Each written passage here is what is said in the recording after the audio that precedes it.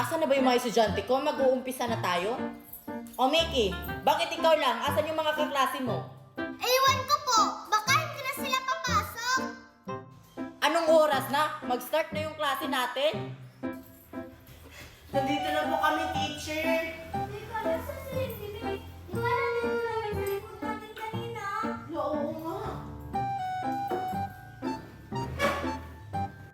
O sige, mag-uumpisa na tayo. Total, nandito naman kayo. Hayaan na natin yung mga iba niyong kaklase kung hindi sila papasok ngayong first day of school. Ano kayang gagawin namin ngayon? Good morning, class! Ako nga pala, si Teacher Martha Gonzalez. Ako ang magtuturo sa inyo sa grade 5. Teacher, ano po bang gagawin natin ngayon?